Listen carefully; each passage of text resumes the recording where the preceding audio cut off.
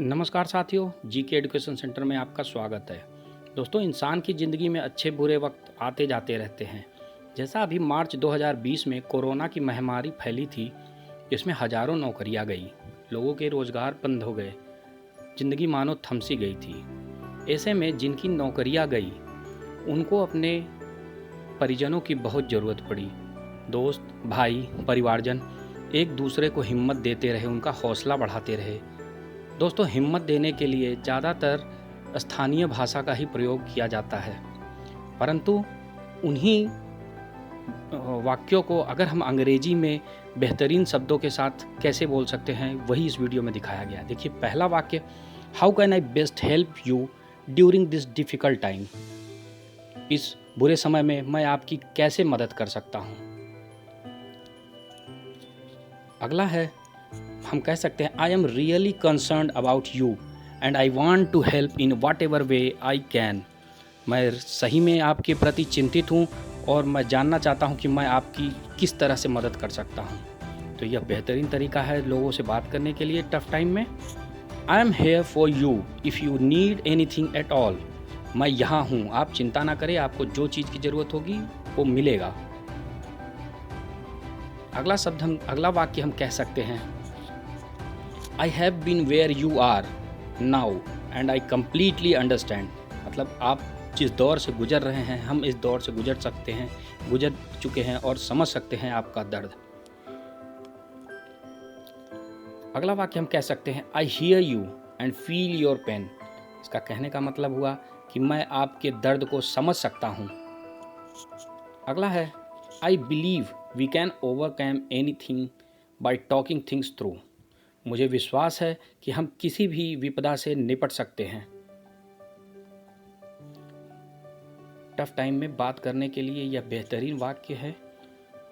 अगला है, this to शैल पास। यह भी बीत जाएगा। अपने दोस्त, मित्र, यार से हम कह सकते हैं, यह भी बीत जाएगा। अगला हम कह सकते हैं, let's face it, life is hard. मतलब चलो, जिंदगी कठिन है, इसका मुकाबला करते हैं। अगला वाक्य हम कह सकते हैं, life sure has a way of blind siding you does not it. मतलब जिंदगी का एक अपना नज़रिया है, यह आपको आजमा रहा है कि नहीं। अगला सेंटेंस हम कह सकते हैं, we can't escape reality as much as well want to. हम सच्चाई से मुंह मोड़ नहीं सकते हैं, उससे भाग नहीं सकते हैं।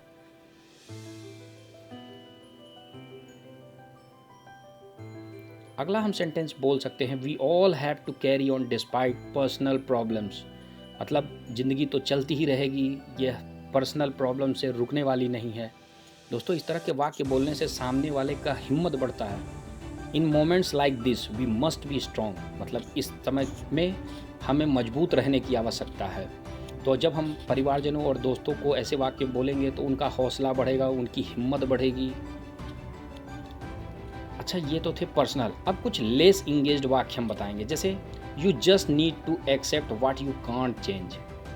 मतलब जो चीज़ हम बदल नहीं सकते हैं उसको चेंज करना पड़ेगा। अक्सर परिवार के लोग जो एक दूसरे को देखकर जलते हैं, वो इस तरह के ताने कसते हैं, you just need to accept what you can't change. अगला है, everyone goes through tough times, you are no different. मतलब मुश्किलें सभी की ज़िंदगी में आती हैं, आप तो कोई उनसे अलग हो नहीं। अक्सर परिवार के लोग ही इस तरह की वाक्य बोलते हैं। अगला है, well they say that everything happens for a reason. मतलब वो कहते हैं जो भी होता है अच्छे के लिए होता है, और जो भी होगा वो अच्छे के लिए होगा। अगला, oh you will be fine, I just know it. मतलब आप सही हो जाएंगे, मुझे पता है। अगला है, nobody has a concern on suffering you know. Nobody has a corner on suffering you know. मतलब किसी को किसी के दुख से कोई मतलब नहीं है, जैसा कि आपको पता है। अगला है, buck up, it will get better. मतलब चिंता ना करो, सब चीज़ सही हो जाएगा। तो दोस्तों, ये थे टफ टाइम में अपने दोस्तों, परिजनों और यार के साथ बोले जाने वाले इंग्लिश के बेहतरीन सेंटेंसेस। आपको ये वीडियो अगर पसंद आई हो तो हमारे चैनल को सब्सक्राइब करें। मिलते हैं नए वीडियो में कुछ एक मज़ेदार टॉपिक लेकर के।